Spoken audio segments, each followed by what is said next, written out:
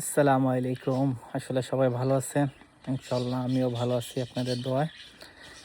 আসলে আমরা যে ফার্মের কাজ করে গরু পালন করতে নিজেরাও এক ধরনের মানসিক প্রেশারে থাকি। তারপরও আলহামদুলিল্লাহ যে তৌফিক দিছে আমাদের যে গরু পালন করার জন্য আল্লাহ পাক আমাদের এতটুক করছে, হেদায়েত করছে, তৌফিক দিছে। তার জন্য অসংখ্য ধন্যবাদ আল্লাহ পাকের ইচ্ছা। তবে একটা কাজ নিয়ে তো বইসা থাকা যায় না জীবনে। গরুর পাশাপাশি কিছু না কিছু করতে হয়। তো আপনাদের দোয়ায় আপনাদের দেখাচ্ছি ছোটোখাটো আমিও একটি মুরগির ফার্ম দিলাম।